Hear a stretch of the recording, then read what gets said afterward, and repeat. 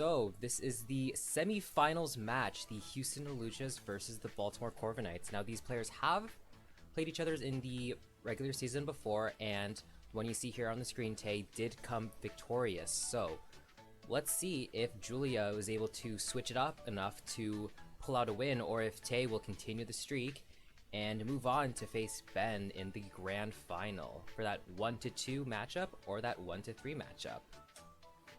So let's see what each person brings.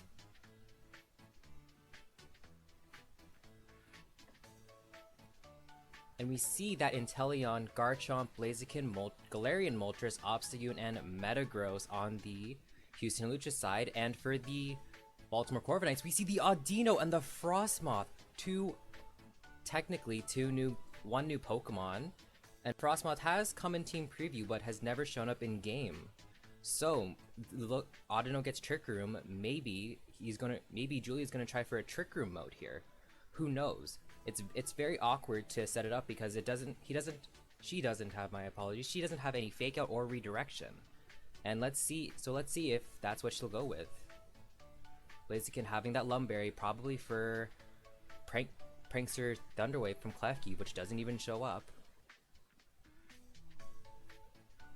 So let's see.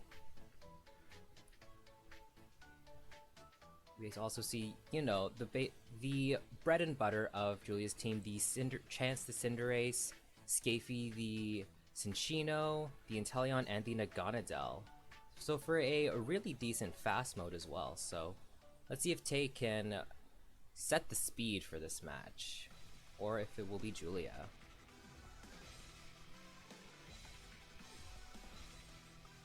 Both having that similar pose. And Julia sends out the Cinderace and the Audino. So the Audino, the 8th member of Julia's team to make an appearance. Shiny Obstagoon looking like pure Colgate toothpaste. Got that Icy Wind, Thunderwave, Fake Tears, and Double Edge. Just pure looks like maybe going for pure damage right on that Audino. Who knows? It's really nice for Tay that Julia did not end up bringing that Klefki, as Dazzling Gleam could do quite a number on both of these Dark-type Pokemon. And so let's see so for the Moltres, what will he do? Is he going to try to just eliminate the Audino before Trick Room gets up? Or the Cinderace, because it's also a very big offensive threat. But if you take out the Cinderace and Audino does go for Trick Room, that just gives you a free switch into Frostmoth, which does have that super effective Max Hailstorm into Moltres. And Julia going for that Dynamax right away on that Cinderace. Was she baiting the Trick Room on the Audino? Let's see. So Chance, on his birthday, game 1, just Gigantamaxing right off the bat.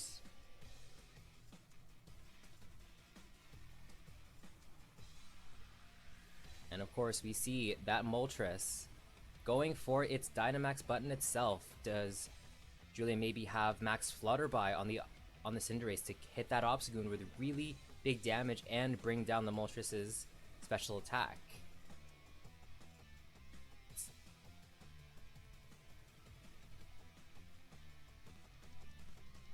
And the Athena goes for Ally Switch turn 1! Oh my gosh, the cheese, the strats. The Obstagoon going for that Thunder Wave, originally going into that Cinderace, but it hits the Audino instead, so maybe it won't be able to go for anything after this. And it goes for the Max Knuckle. Super effective on the quad effective on the Obstagoon. Let's see if that's what she'll go for. And she does. She hits the Obstagoon for big damage for that one-hit knockout. Raising Audino's attack stat, which might not be relevant, but more so for the Cinderace, fighting type and +1 attack. Audino's not the Mega, so without his Fairy typing, it takes big damage from that Max Darkness, also dropping that special defense for even more damage on its next attack. I don't know. Eating that berry, let's see which one it is. Eating a Citrus Berry, bringing back 25% of that lost damage. We see Tay trying to decide who to bring, and we see Blaziken coming out.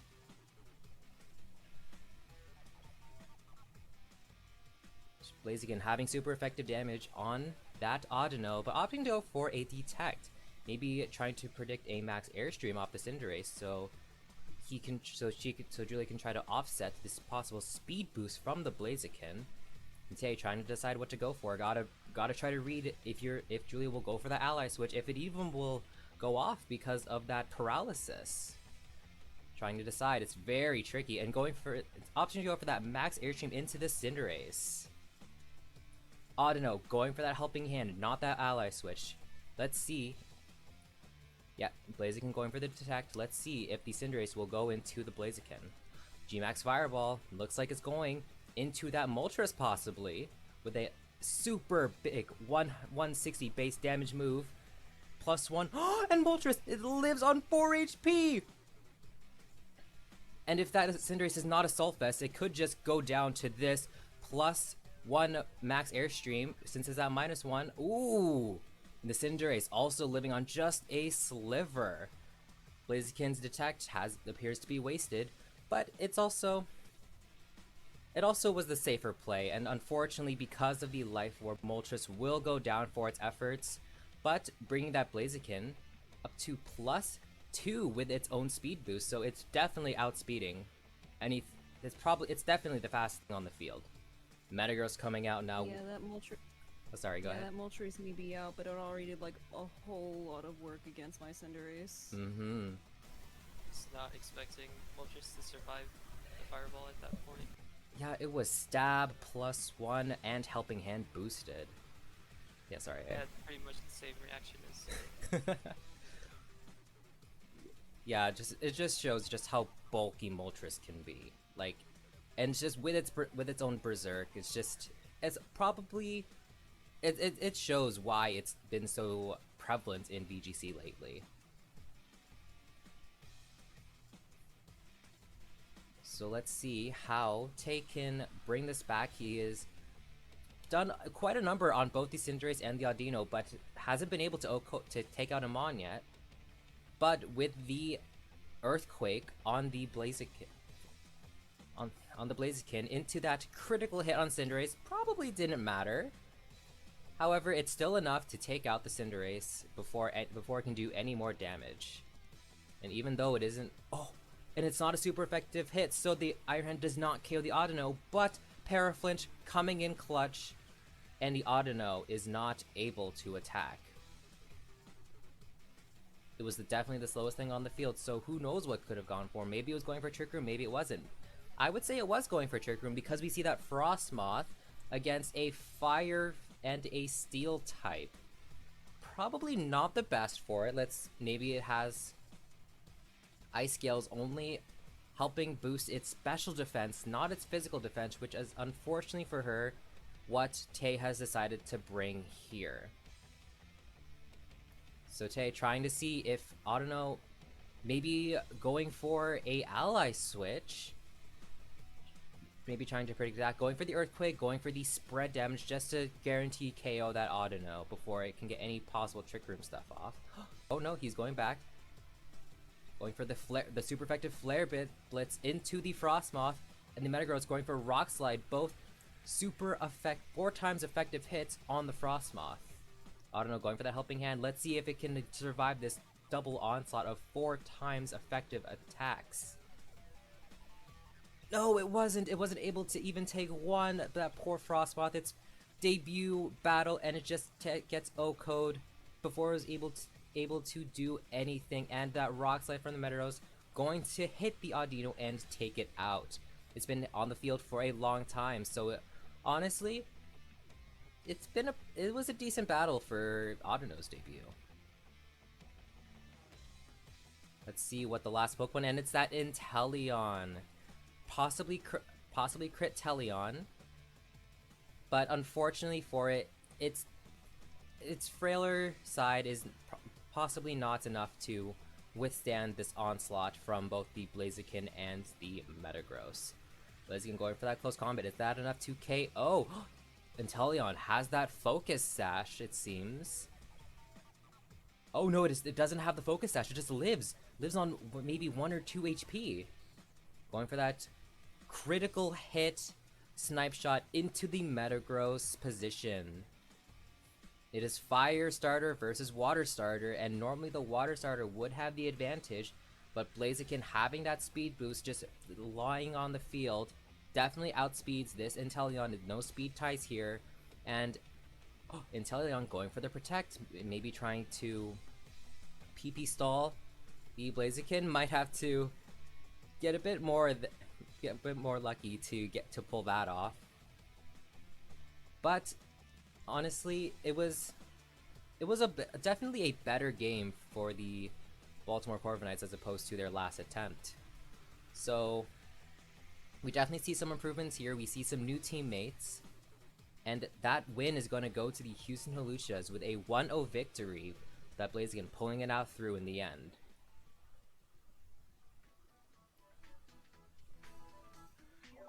Yeah, I was trying to like get a little more information at the end game by using Protect, but I'm pretty sure all I got was like close combats from that. Yeah, that definitely does make sense. Trying to just see if but I believe Tay did reveal every single move from that Blaziken. It revealed the Detect, it revealed Flare Blitz onto the Frostmoth, Earthquake, and then close combat. Yeah. Okay, so game 2. Julia versus Tay. Julia's down 1-0. Let's see if she can bring it back. Bringing out that Frostmoth and the Audino. Switching it up, not bringing out that Cinderace in the lead. Now this Frostmoth, possibly having that Ice Skills ability, would be able to take better hits from that Moltres. Maybe we will see Protect Trick Room or Ally Switch again. That's something Tay definitely has to think about when going for his attack. It looks like he's going into that Audino with that big double edge. Oh, deciding to switch out into. Oh no. Going pretty close here. And Julia Dynamaxing turn 1. It'd be really cool to see Dynamax Audino, but no, it is that Dynamax Frostmoth. I just need that big bird out of the way. Yeah, that's totally fair. Like Moltres just doing a big chunk of damage into every single one of her mons. Double Edge doing a decent amount of damage into the Audino. Fiery Wrath not doing too much of the Frostmoth, and Audino just putting it in range of that Citrus Berry, so effectively taking off a lot of the damage from that Fiery Wrath. And we see that Max Hailstorm coming out into the Moltres, taking it out for the Oko. Now Julia may have taken out one super effective Pokemon into the Frostmoth, but Tay possibly having those two other Pokemon in the Blaziken and the Metagross, so we'll see how she deals with that. We see that Tay opting to bring the exact same 4 into the battle. It worked pretty well for him in the first time, so it makes sense that he would bring it back the second time.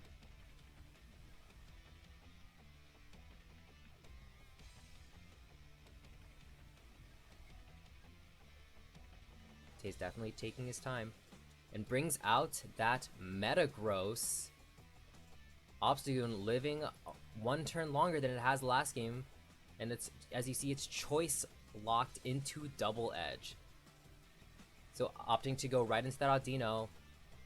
Metagross opting to hit the max button, going for max steel spikes. That will definitely help against the possible Cinderace in the back. Just doubling into the Audino, which is it's a good option, because should the Audino ally switch, well, that's just big hits into Frostmoth. And if it doesn't, well, Audino goes down and you won't have to worry about ally switch anymore.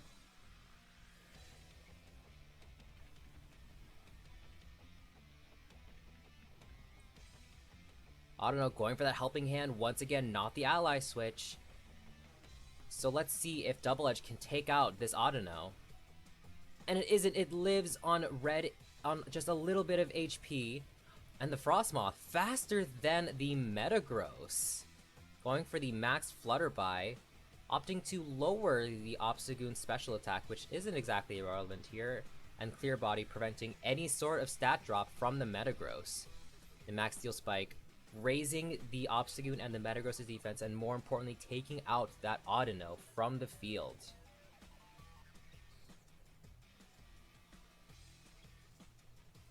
Definitely, and we'll see what Julia has decided to bring in the back.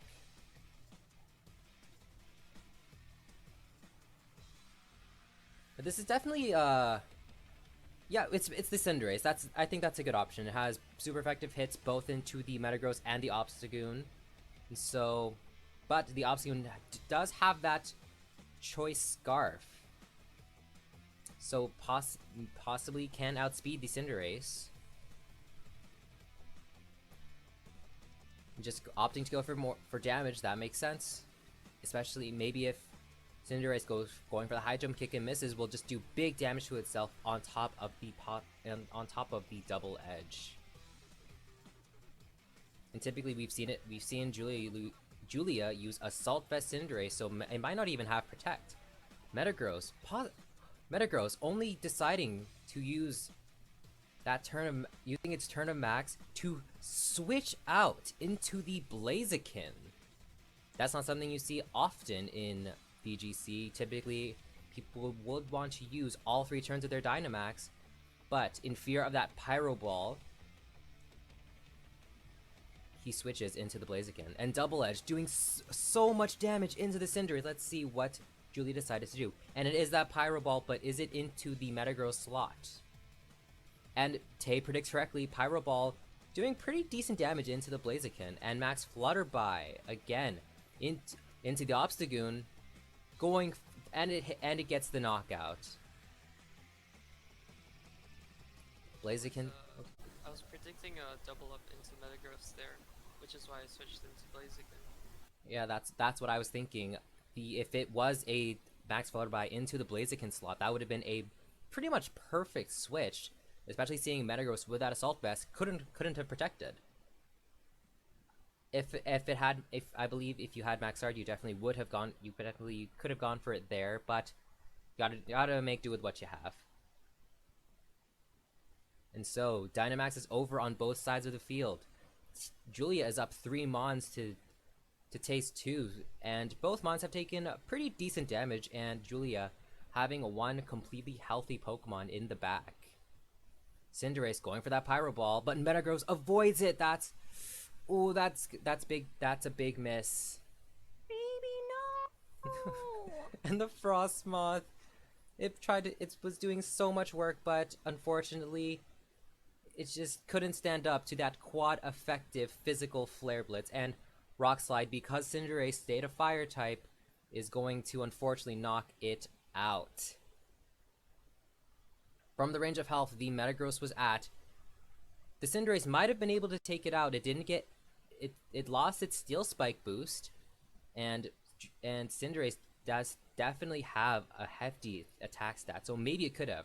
Maybe that Pyro Ball hit could have changed the tide of the game. But it's the same set as game 2, as game 1, sorry, Inteleon versus the Metagross and the Blaziken, and I'm not sure if it can stand up to both of these Pokemon's attacks.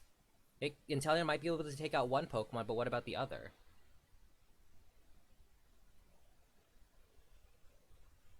So let's see how... Right, of Inteleon having, like, muddy water. That Both at the end games. That definitely would have been very tricky to work around. And close combat, once again, leaving Inteleon with a sliver of HP, going for that Snipe Shot. Is it into the Metagross? It is into the Blaziken. So opting to switch targets, getting that critical hit once again. We just got letting Inteleon do its thing before it is unfortunately taken down by the Stomping Tantrum. And now, ladies and gentlemen, we have our second finalist for the UGA Galar division. We have Tay and the Houston Hawluchas having his rematch against Hawkeye Ben of the Great British Blastoises. That was an amazing set to watch from both players.